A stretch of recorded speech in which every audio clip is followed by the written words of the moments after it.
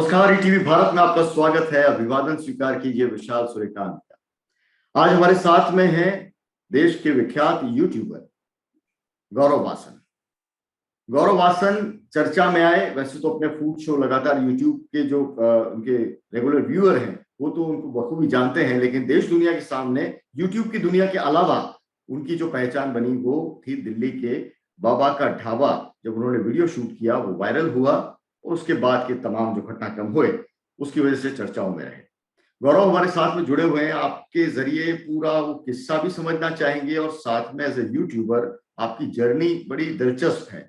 आपके यूट्यूब पे मैंने देखा कि काफी चीजें हैं, फूड और उससे जुड़ी हुई चीजें, और आप बड़े स्लिम ट्रिम नजर भी आ रहे हैं। तो ये भी इसका राज हम आपसे पूछेंगे कि फूड शो करने के बाद आप एक कैसे अपने आप को मेंटेन आपने रखा है। लेकिन फिलहाल बाबा का ढाबा का जो पूरा केस है अभी वापस पूरा जिस तरह से उसमें नया डेवलपमेंट हुआ है, बाबा वापस कह रहे हैं। आज ही अब हमारे जो रिपोर्टर हैं उन्होंने बात की, वो कह रहे हैं कि गौरव वासन मेरे बेटे जैसा है और हमारे बीच में अब ऐसा कुछ उस तरह की बात नहीं है। मामला उस वक्त में इतना पीक पे चढ़ा था कि उस वक्त तो वाकई ऐसा लगा कि ये क्या पेश हो गया। आप पे भी बहुत सीरियस है आरोप लगे, बाबा ने लगाए।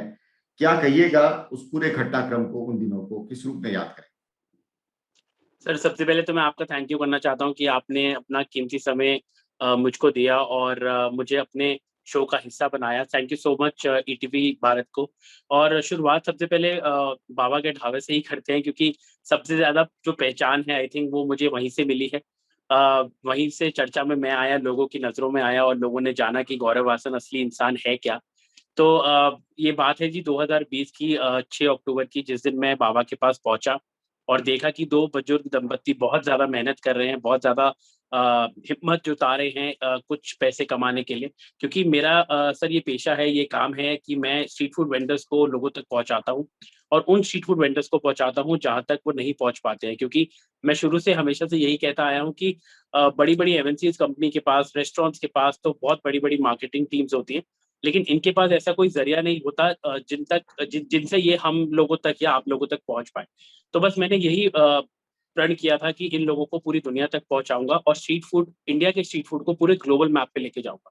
तो बस यही जर्नी मैंने शुरू की थी आज से 8-10 साल पहले।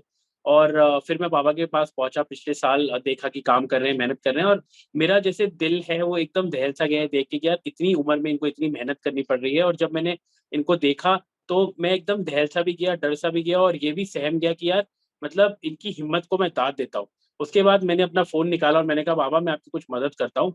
मैंने फ़ोन निकाला, वीडियो शूट करी और वो वीडियो रातों-रात इतनी वायरल हो गई कि पूरी दुनिया ने उसको इतना प्रेम दिया और उसके बाद मदद भी उनकी बहुत ज़्यादा की। तो उसके बाद धीरे-धीरे चीज़ें अच्छी चल रही थी। जब बस थोड़े दिनों के बाद काफ़ी गंभीर आरोप मेरे पे लगाने शुरू कर दिए, कुछ लोगों ने उनके साथ मिल के। वो कहते हैं ना कि जब कुछ अच्छा हो रहा होता है या जब कोई तरक्की में होता है तो उसके साथ काफ़ी सारे लोग जुड़ जाते हैं। तो बड़े सारे ऐसे लोग थे जो बाबा के साथ जुड़े, उन्होंने उनको नज़रअंदाज किया, उन्होंने उनको बहलाया, फुसलाया और उसके बाद गौरव, उनको आपके बहकाया भी। आपका उस वक्त मैंने बयान भी सुने थे और आपका वो वीडियो भी देखा था जिसमें आप खुद भावुक हो गए थे कि इस तरह का जो बर्ताव हुआ, पूरा घटनाक्रम सामने हुआ। तो सर आप पे क्या गुजरी वो तो सबने देखा, लेकिन ऐसे मामलों में परिवार है वो किस किस रूप में उस परिवार ने रिएक्ट किया आपके साथ में? आपके परिवार का क्या रिएक्शन था और किस तरह से उस दौर को आपने देखा? सर, हम लोग काफ़ी इस चीज़ को देख के डर गए थे, क्योंकि मेरे माँ-बाप, मेरी फैमिली बहुत ज़्यादा हम्बल बैकग्राउंड से आते हैं। हम लोगों ने कभी ये सब चीज़ें देखी नहीं हैं। और जब मैंने ये देखा कि किसी की मदद करने का ऐसा नतीजा हो रहा है, तो मैं भी बहुत डर गया था। क्योंकि वो जो 10-15 दिन थे जो मैंने गुज़ारे हैं, आई थिंक वो मेरी ज़िंदगी के सबसे बदतर दिन थे और भगवान ना करे कभी किसी के जीवन में ऐसे दिन आएँ, क्योंकि मैं मेंटली बहुत स्ट्रेस था, मैं दिमागी तौर पे मेरे हालात ठीक नहीं थे। डिप्रेस हो गया था मैं बहुत ज़्यादा, खा नहीं पा रहा था, पी नहीं पा रहा था, ढंग से सो नहीं पा रहा था। दिमाग में बस एक ही बात चलती थी कि यार ये क्या, ये क्या, ये क्यों, ये कैसे? जब मैंने तो किसी के लिए मदद का हाथ आगे बढ़ाया और उसने मेरी मदद को ये सिला दिया, तो मुझे बहुत बुरा लगा और इसी तरीके से मेरे परिवार को भी बहुत बुरा लगा था उस समय। मम्मी-पापा, मेरी वाइफ़ सब लोग बहुत सहम से गए थे कि यार आपने तो इतना अच्छा किया, लेकिन ये उसने क्या कर दिया और ऐसा आपकी छवि इतनी नेगेटिव क्यों बना दी? बस सर मैं हमेशा से मेरे माँ-बाप ने मुझे एक ही चीज़ सिखाई है कि आप हर किसी को जवाब नहीं दीजिए, बस आप इंतज़ार कीजिए, क्योंकि अगर आपने सच किया है, अगर आपने सही किया है, तो ऊपर वाला कभी आपके साथ गलत नहीं होने देगा। और कर्मा जो है वो उसपे मैं बहुत ज़्यादा बिलीव करता हूँ, शायद इसीलिए मैंने 6 महीने बिल्कुल चुप्पी साधी, कुछ नहीं बोला, किसी की बात का कोई जवाब नहीं दिया, क्योंकि मुझे पता था सच्चाई ज़्यादा दिन छुपती नहीं है, सच्चाई सबके सामने एक दिन आ ही जाती है और झूठ के पैर नहीं होते। तो इसीलिए ये जो आप सब देख रहे हैं वाक़ई हुआ, ये सब उनके कर्मों का फल है, मेरे कर्मों का मेरा फल मुझे मिल रहा है, उनके कर्मों का फल उन्हें मिला है, इसलिए शायद जहाँ से वो शुरू हुए थे वहीं पे वापस आ गए। लेकिन अभी केस का क्या स्टेटस है? वो तो पूरा चल रहा सर था, के अदालत की सर केस प्रक्रिया। के लिए वो ये बोलते हैं कि मैं केस तो वापस ले ही लूँगा, क्योंकि सर उन्होंने सबसे बड़ी बयानबाज़ी तो कर ही दी है नेशनल मीडिया को, नेशनल टेलीविज़न को, कि मेरा उसके साथ कुछ नहीं है। तो सर केस का तो मुझे नहीं पता, मेरे ख़्याल से केस तो यहीं पे ख़त्म हो जाएगा, जब उन्होंने ही अपना ये बोल दिया है नेशनल टेलीविज़न पे कि कुछ है ही नहीं मेरा उससे या उसका मेरे से।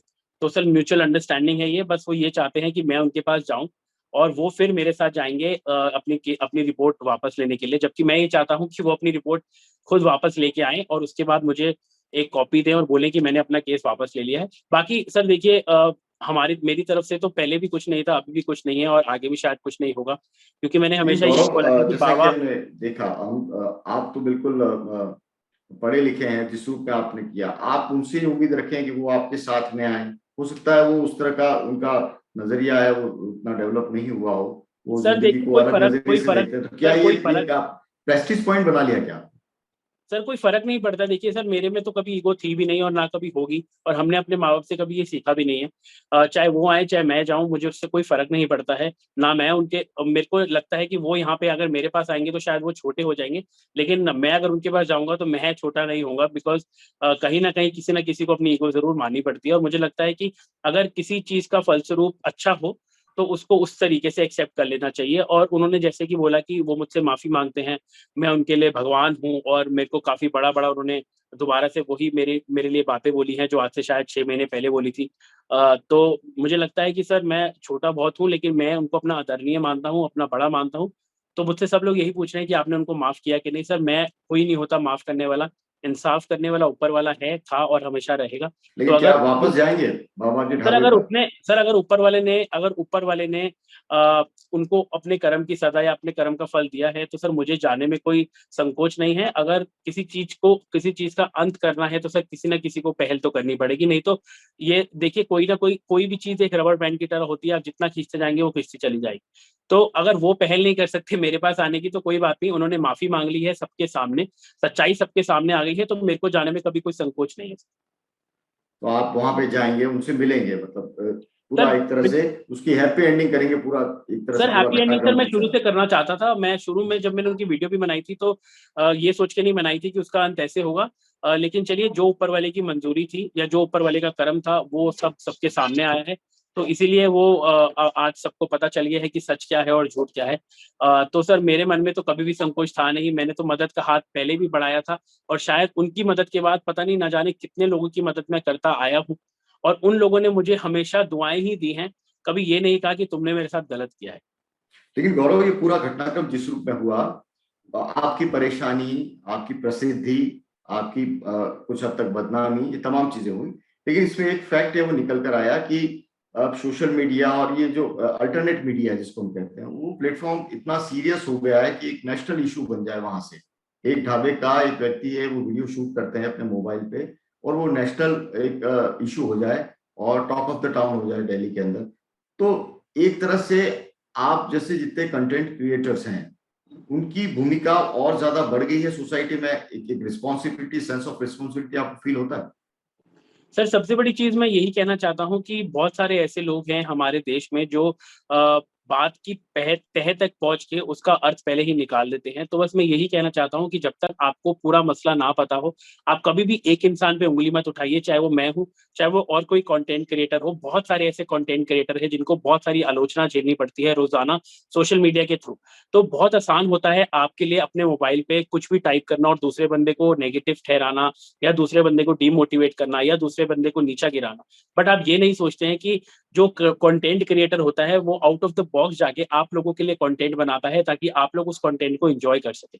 अगर बाबा का ढाबा की मैं बात करूं, तो जब मैंने बाबा के ढाबे की हेल्प करी थी, उसके बाद ना जाने कितने करोड़ों लोगों की मदद के लिए लोगों ने हाथ आगे बढ़ाए थे।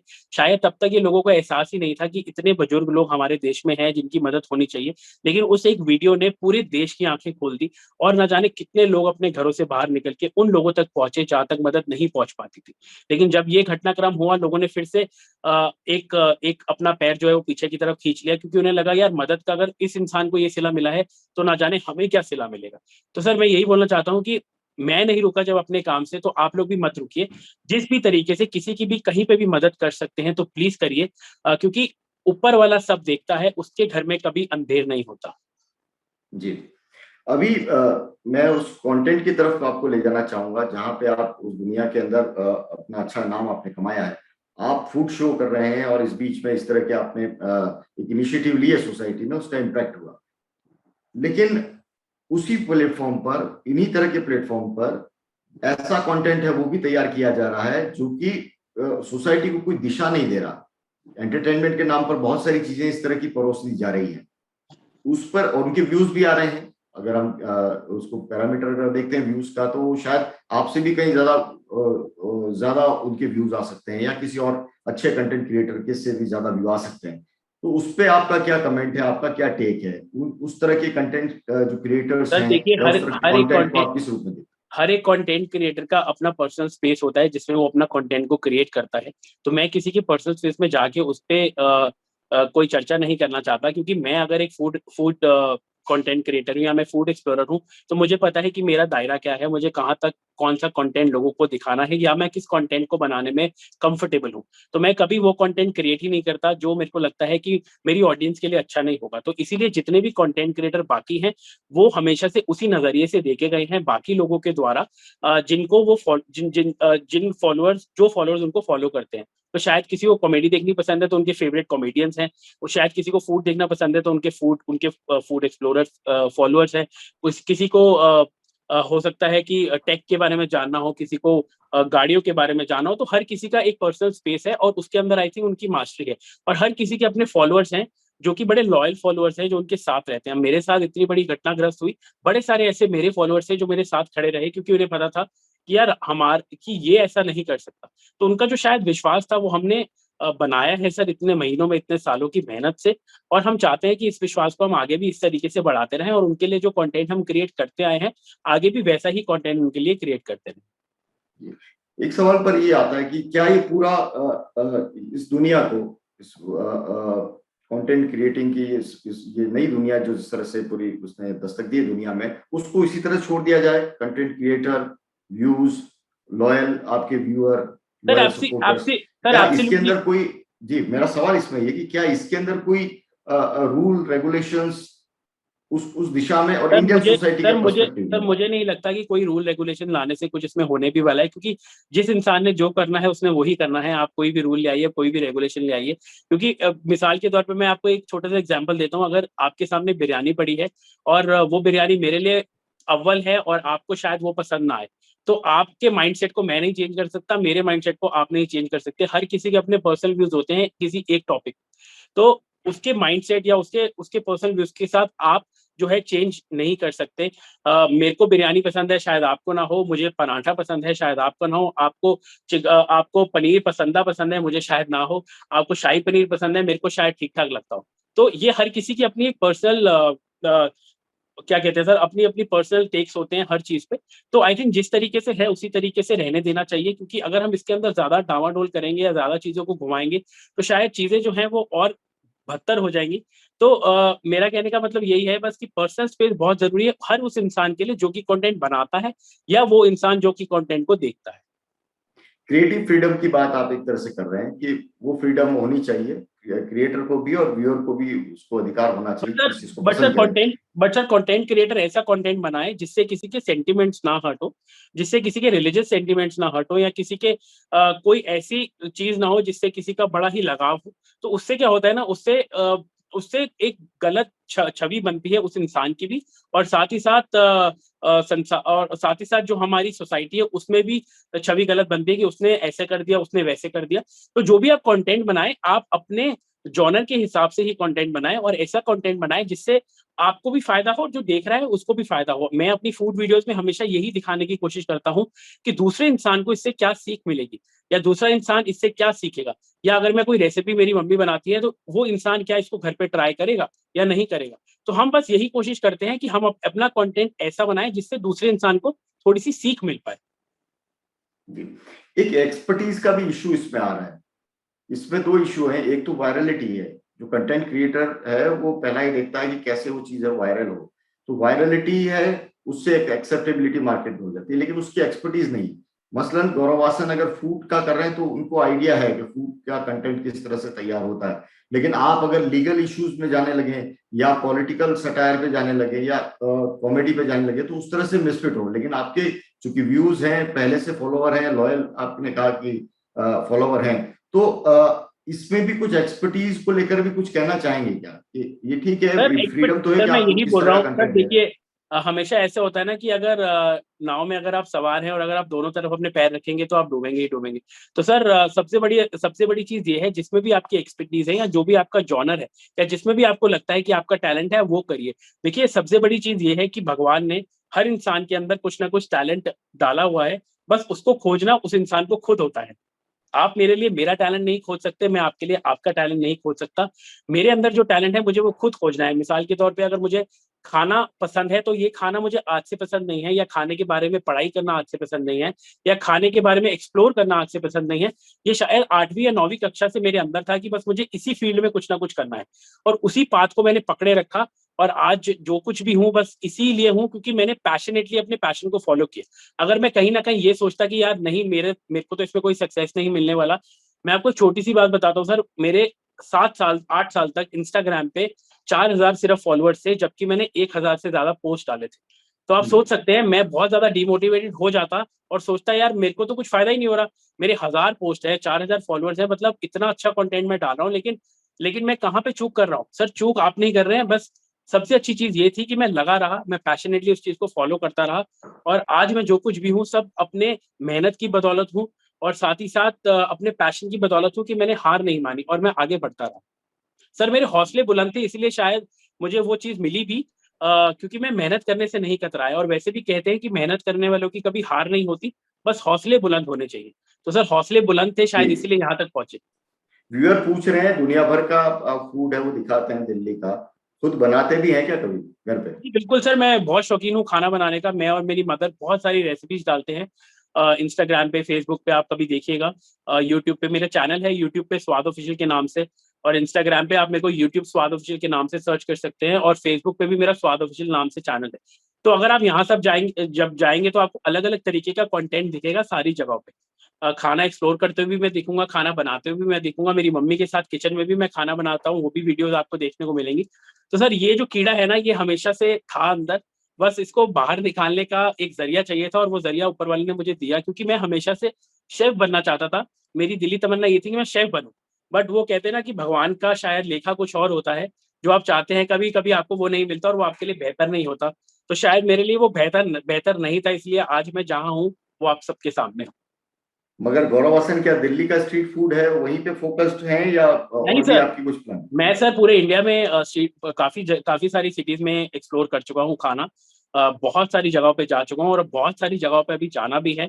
और अभी तो पहले इंडिया कवर करेंगे, क्योंकि इंडिया ही बहुत बड़ा है और खाना बहुत बड़ा है। उसके बाद हम कोशिश करेंगे कि हम विदेश भी जाके लोगों के लिए वो कंटेंट लेके आएँ, दिखाएँ उनको किस तरीके का कंटेंट विदेश में भी है। और बस सर यही है, ज़िंदगी भर यही करना है जब तक ज़िंदगी रहे। बस ऊपर वाला करे, यही कर्म करे कि हम यही काम करते रहें। क्योंकि मुझे नहीं लगता कि मुझे इसके अलावा और कुछ आता है या कभी आएगा।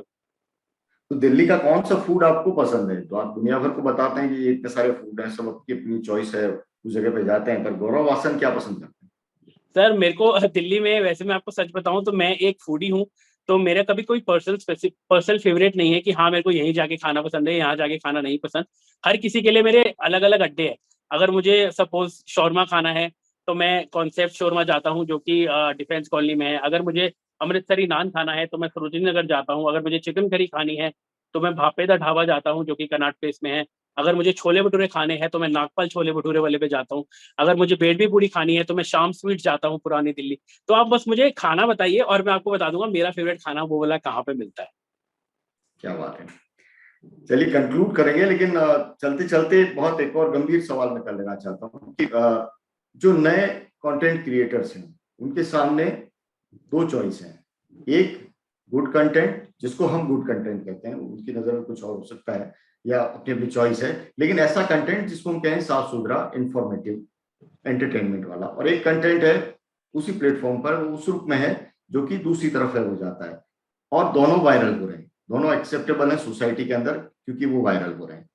क्या जो नए कंटेंट क्रिएटर हैं या वो नया कंटेंट क्रिएट करना चाहते हैं, आप उनको क्या सजेस्ट करें? सर मैं उनको यही बोलना चाहता हूँ कि जो भी आप कंटेंट बनाए सबसे पहले तो ओरिजिनल कंटेंट बनाए, कभी किसी को नकल ना करे, किसी की कॉपी मत करे, क्योंकि यूट्यूब पे आजकल बहुत ये हो गया है, लोग एक एक का कंटेंट उठा के अपने चैनल पे चेपते हैं। मिसाल के तौर पे अभी मुझे 3-4 दिन पहले पता चला कि एक ऐसा यूट्यूबर आया है नया जो कि हम जैसे 5-6 फूड एक्सप्लोरर्स का कंटेंट उठा रहा है और अपने पेज पे डाल रहा है और उसकी वीडियो वायरल भी हो रही है। तो सबसे पहली चीज तो यही कहूंगा कि आपका ये जो पीरियड है ना ये बहुत छोटा है। 2-3 महीने के लिए तो आप सबका कंटेंट चुरा लेंगे, लेकिन जब तक आप अपनी ओरिजिनलिटी नहीं दिखाएंगे तो लोग आपसे कनेक्ट नहीं कर पाएंगे। तो जो भी आप कंटेंट क्रिएट करें वो ओरिजिनल करें। दूसरी चीज सर ये बहुत ज्यादा जरूरी है कि जो आप अपने कंटेंट की कंसिस्टेंसी है वो बड़े ध्यान में रखें। ये नहीं कि एक कंटेंट आपने आज डाल दिया और एक महीने तक आपने कुछ नहीं डाला, इससे आपकी ऑडियंस भटक जाती है और उनको कोई और फॉलो करने को मिल जाता है आप ही के जॉनर का, तो आपसे भटक जाते हैं कि यार ये तो एक महीने में कभी एक डालता है, कभी 15 दिन में डालता है, कभी डालता नहीं है। तो जो वो चीज़ है बहुत ज़्यादा ज़रूरी है कि आप अपना टाइम फ्रेम सेट कर लें, कि अगर मैं हफ्ते में 2 डालूँगा तो इसी दिन डालूँगा, इसी समय पे डालूँगा। उससे क्या होता है कि लोगों को पता है कि यार आज इसका कंटेंट आने वाला है, लोगों को एक्साइटमेंट रहती है। जैसे बचपन में हमें याद है कि क्योंकि सास भी कभी बहू थी और कहानी घर-घर की आना होता था, मुझे आज भी याद है। तो 10 बजे तक मम्मी सारा खाना समाप्त कर लेती थी, बना लेती थी, खा लेते थे और मम्मी और पूरी परिवार टीवी के आगे बैठा था कि 10 से 11 का टाइम फिक्स। तो इसीलिए अगर आप अपना कंटेंट क्रिएट करते हैं ना, अपना समय ज़रूर तय करें कि इस समय, इस दिन मैं अपना कंटेंट डालूँगा या डालूँगी। और सर तीसरी चीज़ जो बहुत ज़्यादा ज़रूरी है एक नए क्रिएटर के लिए, वो ये चीज़ है कि आप जो भी कंटेंट बना रहे हैं ना, हमेशा ये चीज़ का ध्यान रखिए कि उस कंटेंट से दूसरा इंसान क्या सीख ले सकता है। क्योंकि कंटेंट बनाने का फ़ायदा तभी है जब दूसरा इंसान आपके कंटेंट से कुछ सीखे। अगर वो सीखेगा तो वो आगे 10 लोगों को शेयर करेगा, वो 10 लोग आगे 10 को करेंगे, तो सोचिए आपकी वीडियो कितने ज़्यादा लोगों तक पहुँच रही है, आपके साथ कितने न्यू जी। सब्सक्राइबर्स जुड़ रहे हैं, आपके साथ कितने न्यू फॉलोअर्स जुड़ रहे हैं। तो उससे क्या होता है और आपके कितने पेज लोगों की। की टीम है आपके पास? Sorry sir?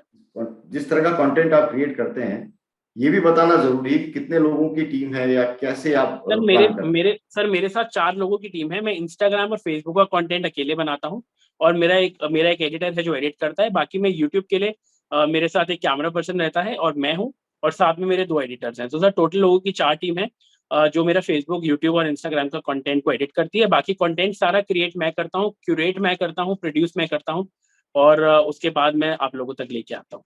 बट सर ये बता देता हूँ जी। कि ये कीड़ा और ये पैशन ऐसा है कि अगर आप यूट्यूब चैनल बना रहे हैं तो बस ये सोचिएगा कि ये नौकरी से भी ज़्यादा टफ जॉब है। अगर आपको लगता है कि नौकरी आसान है तो भूल जाइए। यहाँ पे आपको 24 घंटे अपने दिमाग को दौड़ाना होता है। मुझे याद है मैं 2-2 बजे भी रात को जब सोने लगता हूँ तो एकदम से फ़ोन उठा के देखता हूँ, अरे अब क्या बनाऊँ? अरे कल क्या करूँ? अरे परसों क्या बनाऊँ? तो 24 घंटे आपका माइंड बस चलता ही रहता है क्योंकि ये आपका अपना काम है और आप ये सोचते हैं कि मैं दूसरे से बेहतर कैसे बनूँ? तो वो चीज़ भी अच्छी चीज़ है, ये कीड़ा भी होना बहुत ज़रूरी है। इससे आपको कुछ सीखने को भी मिलता है और दूसरे लोगों से ज़रूर सीखिए। कभी ये मत सोचिए कि वो मेरे से ऊपर है तो मैं उससे क्यों सीखूँ या वो मेरे से नीचे है तो मैं क्यों सीखूँ? आपको जी। 100 फॉलोअर्स वाला भी सिखा सकता है और कभी-कभी आपको 10 लाख फॉलोअर्स वाला भी नहीं सिखा सकता। तो हमेशा अपने आप को खुला रखिए और कहीं से भी अगर आपको कोई भी सीख मिलती है ना, वो ज़रूर लीजिए और ओपन आर्म्स के साथ लीजिए। एक आखिरी सवाल, इस तरह के जो प्लेटफॉर्म्स हैं उसका इंडियनाइजेशन हो, ये भी एक आवाज उठती है। उसकी कॉपीराइट के रूल्स और ये तमाम चीजें जिस रूप में हैं, क्या हम इंडिया का प्लेटफॉर्म अगर इस तरह से लॉन्च हो और इंडिया इंडिया का जो कल्चर है, इंडिया का तौर तरीका, इंडियन लॉ है, इन तमाम उस दायरे के अंदर क्या एक प्लेटफॉर्म होना चाहिए, इस तरह की बातें उठती हैं। What do you think?